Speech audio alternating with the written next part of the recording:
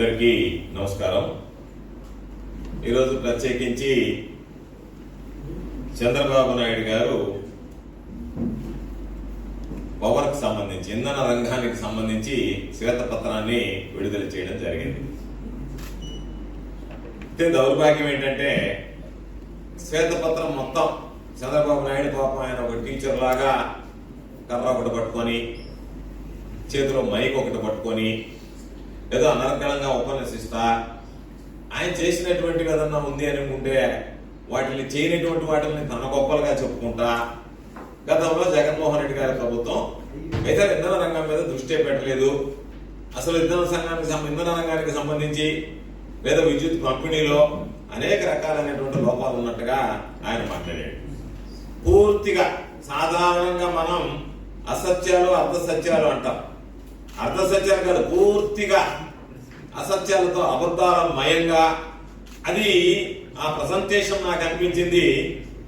ఆయన ఏదో గొప్ప ప్రతిభావంతుడు అన్నట్టుగా, సంస్కరణకు ఆద్యుడు అన్నట్టుగా, ఆయన తీసుకున్నటువంటి నిర్ణయాల ఫలితంగానే ఈరోజు అసలు ఆంధ్ర రాష్ట్రంలో విద్యుత్ పంపిణీ జరుగుతున్నట్టుగా, కరెంటు వ్యవస్థ అనేటువంటిది నిలబడినట్టుగా, జగన్మోహన్ రెడ్డి గారు ఆ వ్యవస్థలన్నింటినీ కూడా ధ్వంసం చేసినట్టుగా ఆయన పదే పదే చెప్పుకురావడం జరిగింది. అంటే ఆయన వెనక ఉన్నటువంటి ఉద్దేశం ప్రజలకి విద్యుత్ పంపిణీ గురించి తెలియజేయడం కన్నా కూడా జగన్మోహన్ రెడ్డి గారిని విమర్శించడానికి పనిగట్టుకుని ఇది తీసుకొచ్చాడు. ఎందుకంటే ఎప్పుడన్నా ఒక శ్వేతపత్రం విడుదల చేసేటప్పుడు ప్రజలకి దానికి సంబంధించినటువంటి అన్ని విషయాలు సమగ్రంగా తెలియజేయడానికి శ్వేతపత్రాలు విడుదల చేస్తారు. ఆయన వాటికి భిన్నంగా ఆ సాంప్రదాయానికి తిరోధకాలిస్తా జగన్మోహన్ రెడ్డి గారిని గత ప్రభుత్వాన్ని విమర్శించడానికే వైఎస్ఆర్ కాంగ్రెస్ పార్టీ ప్రభుత్వాన్ని ఆయన పరిమితం కావడం జరిగింది. ఆయన నోటుకుండా వచ్చినటువంటి అన్ని కూడా అబద్ధాలు అవాస్తవాలు అనేటువంటిది ఆధారాలతో సహా నేను తెలియజేయడానికే ఈ మీడియా సమావేశాన్ని ఏర్పాటు చేయడం జరిగింది. దాదాపుగా వృద్ధి రేటు సగటున అప్పు సంబంధించినటువంటి వృద్ధి రేటు చూస్తే 24%. దిక్కులేనటువంటి పరిస్థితుల్లో డిస్కంలు కుప్ప కూలిపోయాయి. బకాయిలు పెట్టడం, బయట వడ్డీలకి అప్పులు తేవడం, తర్వాత వాటికి చెల్లించకపోవడం, దాదాపుగా ఈ రోజు నేను చెప్తున్నాను, నేను బాగా చేశానని సొంత డబ్బా కొట్టుకోవడం కాదు, నీ హయాంలో చేసినటువంటి అప్పులు, నీ హయాంలో డిస్కంలో కుప్పకూలినటువంటి విధానం, జగన్మోహన్ రెడ్డి గారి హయాంలో తమరిచ్చినటువంటి మొత్తాన్ని చూస్తే 86,215 కోట్లు 1,22,518 కోట్లకు పెరిగింది. అంటే ఒకసారి లెక్క వేస్తే నువ్వు ఉన్నటువంటి అప్పులను ఏ విధంగా పెంచుకుంటూ పోయావు అనేటువంటిది కాంపౌండ్ యాన్యువల్ గ్రోత్ రేట్ ప్రకారం చూస్తే 36,300 కోట్ల రూపాయలు జగన్మోహన్ రెడ్డి గారి హయాంలో పెరిగితే, నీ హయాంలో 24% అప్పులు పెరిగితే, జగన్మోహన్ రెడ్డి గారి హయాంలో పెరిగినటువంటి అప్పుల శాతం 7.3%. కాబట్టి దాని ప్రకారం మరి ఏదైనా సరే వేసుకునేటప్పుడు సిఏజీఆర్ ప్రకారం వేసుకోవాలి. సిఏజీఆర్ ప్రకారం లెక్క చేస్తే తమ హయాంలో ఉన్నటువంటి 24% ఇక్కడ ఉన్నటువంటి 7.3% ఉన్నటువంటి వ్యత్యాసాన్ని గమనించు. అదేవిధంగా డిస్కంల నికర విలువ 2014 వచ్చేటప్పటికి వాటికి నికర విలువ చూస్తే 4,315 కోట్లు మైనస్ లో ఉన్నాయి. తమలో 5 ఏళ్ల పాలనలో అది మరింత దారుణంగా క్షీణించి వాటి విలువ -20,000 కోట్లకు పడింది. 4,315 కోట్ల మైనస్ ఉంటే తమరి పుణ్యమానని, తమరు తీసుకున్న సంస్కరణలు, తమర అనుభవం, తమరి యొక్క ముందు చూపు, దూరదృష్టి, ఈ సమాజానికి వెలుగులు నింపాలన్నటువంటి తమరి నిర్ణయాలు -20,000 కోట్లకు చేర్చారు. చూస్తే చంద్రబాబు నాయుడు ఈరోజు 2014 నుంచి 2019 మధ్యలో వినియోగం దాదాపుగా 36% పెరిగిందని చెప్పి కాకి లెక్కలు కట్టి ఆయన డబ్బా పట్టుకున్నాడు. అంటే ఎంత అబద్ధాలు మాట్లాడుతున్నాడో చంద్రబాబు నాయుడు అని చెప్పడానికి ఇదొక ఉదాహరణ.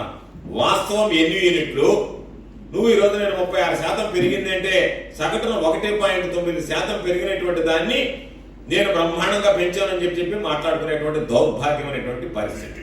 కాబట్టి మొత్తం చూసుకున్నా సగటున 1.9% ఉంది. నీ మొత్తం సంవత్సరానికి 1.9% అంటే నీ హయాంలో మొత్తం ఎత్తుకున్నా కూడా 7.6% పరిమితమయ్యావు. మొత్తం మీద ఉన్నటువంటి విద్యుత్తుని గెలకేస్తే ఆ రోజు ఉన్నటువంటి మిలియన్ యూనిట్లు ఎన్ని, నువ్వు దిగిపోయాను అనుకున్నటువంటి మిలియన్ యూనిట్లు ఎన్ని, రెండుకి లెక్కేస్తే 7.6%, సగటున సంవత్సరానికి ఎత్తుకుంటే 1.9% లెక్కన ఈ రోజు నీకు సంబంధించి నువ్వు ఆ రోజు డిమాండ్ ని ఆ యూనిట్ విద్యుత్ వినియోగం పెరగడం జరిగింది. ఇది మేము చెప్పడం కాదు, జగన్మోహన్ రెడ్డి గారు ముఖ్యమంత్రి అయిన తర్వాత ఏదైతే నువ్వు ఉన్నప్పుడు సగటున 1.9% లెక్కన మొత్తం మీద 7.6% పెరిగితే జగన్మోహన్ రెడ్డి గారు ముఖ్యమంత్రిగా వచ్చిన తర్వాత సెంట్రల్ ఎలక్ట్రిసిటీ అథారిటీ రిపోర్ట్ ఇచ్చింది. దాదాపుగా జగన్మోహన్ రెడ్డి గారి హయాంలో 25% డిమాండ్ పెరిగింది, విద్యుత్తుని అందించడం జరిగింది అని చెప్పి. ఇది వాస్తవంగా కాదా? ఏదైతే నీకు వాస్తవాలు ఉన్నాయో గత ప్రభుత్వంలో చేసినటువంటి అభివృద్ధి ఉందో దాన్ని కన్వీనియంట్ గా పక్కన పెట్టేసి నువ్వు చేయనటువంటి దాన్ని నేను చేసినటువంటి అభివృద్ధిగా చెప్పుకోవడం అంటే అది నీ సీనియారిటీ, అది నాకున్నటువంటి అనుభవం చెప్తే చేయగలిగేది ఏమి లేదు.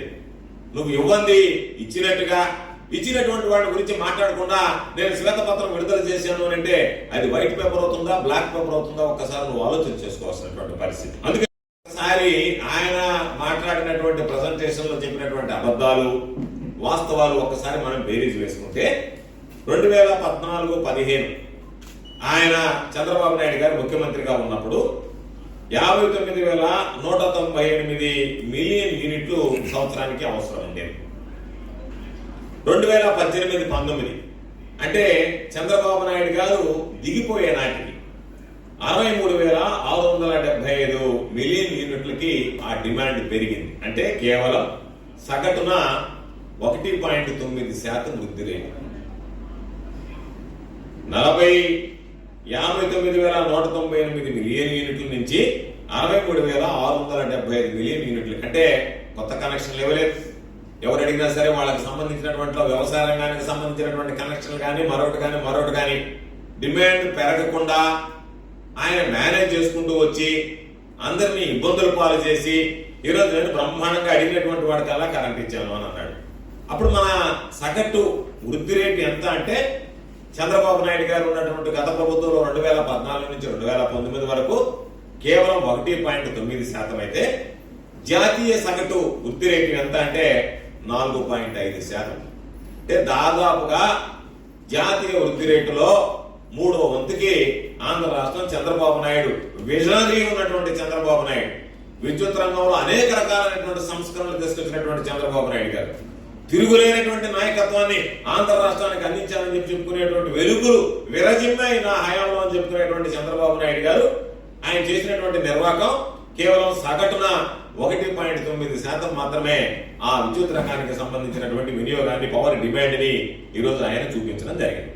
ఏంటంటే ఏదైతే జగన్మోహన్ రెడ్డి గారి హయాంలో వచ్చాయో ఆ పేరు జగన్మోహన్ రెడ్డి గారికి రాకూడదు కాబట్టి పనిగట్టుకుని ఈరోజు దాదాపుగా 2 రోజులుగా చూస్తున్నాం. మరి ఈ రోజు కూడా వచ్చింది పిన్నాపురం దగ్గర ఒక 5,230 మెగావాట్లకు సంబంధించినటువంటి ఇంటిగ్రేటెడ్ పునరుత్పాదక రీజనరేషన్ ప్రాజెక్ట్ ఒకటి పెడితే దానికి సంబంధించి ఆ పర్యావరణ అనుమతులు లేవు, అది లేవు, ఇది లేవు అని చెప్పి ఈరోజు దాదాపుగా $3 బిలియన్ అంటే 24,000 కోట్ల రూపాయలతో ఈరోజు Singapore investment corporation, Abu Dhabi investment authority, అరెక్స్ లాంటి పెద్ద పెట్టుబడిదారులు వస్తే వాళ్ళని ఏ విధంగా తరిమేసిపోతే ఆ ప్రాజెక్ట్ అయితే జగన్మోహన్ రెడ్డి గారికి పేరు వస్తుందేమో.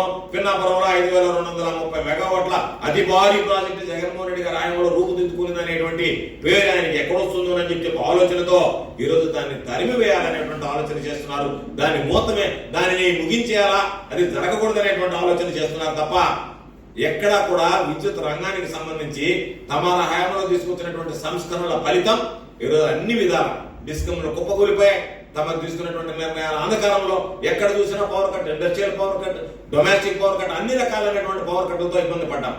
కాబట్టి జగన్మోహన్ రెడ్డి గారు తీసుకున్నటువంటి నిర్ణయాలు తమలాగా అప్పులు చేయకుండా, తమలాగా ఉన్నటువంటి ప్రభుత్వ రంగ సంస్థలో ఉన్నటువంటి థర్మల్ విద్యుత్తాన్ని తగ్గించకుండా విద్యుత్ రంగానికి ఈరోజు ఊతమిస్తూ కరెంటు వినియోగాన్ని పెంచుకుంటూ అవసరమైనటువంటి వినియోగదారులకు కరెంట్ కనెక్షన్ ఇస్తూ నీ హయాంలో కరెంట్ కనెక్షన్ కావాలంటే ఎప్పుడు అడిగినా కూడా ఫ్రీజింగ్ ఉంది, బ్యాన్ ఉంది, ఇప్పుడు ఇవ్వలేము అని చెప్పి సంవత్సరాలు కరెంట్ ఇవ్వకుండా కాలయాపన చేస్తే ఆ విధంగా కాకుండా ఎప్పటికప్పుడు కరెంట్ ఛార్జీలు డిమాండ్ పెరిగినా సరే దానిని భరించి ఈరోజు జగన్మోహన్ రెడ్డి గారు విద్యుత్ రంగంలో అనేక రకాల ఆయన తీసుకొచ్చినటువంటి సంస్కరణలు కానీ ఆయన చూపినటువంటి చొరవ కానీ ఈరోజు అన్ని వర్గాల రైతులకి, అన్ని వర్గాల ప్రజలకి అండగా నిలిచాయి, ఊరటగా నిలిచాయి.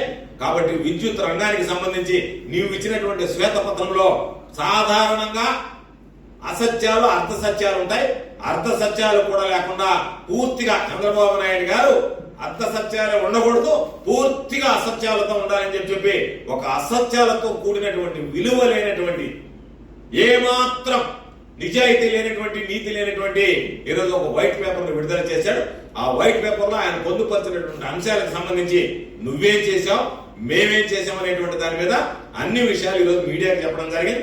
దీని జగన్మోహన్ రెడ్డి గారి హయాంలో, నీ హయాంలో నువ్వు దిగిపోయేటప్పటికి 63,675 మిలియన్ యూనిట్లు నేను చెప్పినట్టుగా ఉంటే దాదాపుగా దానిని 2023-24 నాటికి 80,151 యూనిట్లకి ఈరోజు మనం ఆ డిమాండ్ని పెంచుకోగలిగాం.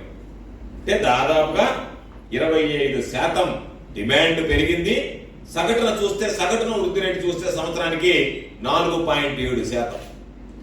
జాతీయ వృద్ధి రేటు 4.9% ఉంటే 2019-2024 మధ్య జగన్మోహన్ రెడ్డి గారు దాదాపుగా దానికి సంబంధించి ఆయన తీసుకున్నటువంటి నిర్ణయాల వల్ల సగటున వృద్ధి రేటు సంవత్సరానికి 4.7% పెరిగింది. అంటే నీ హయాంలో 1.9% ఉంటే దాదాపుగా 4.7% అయింది.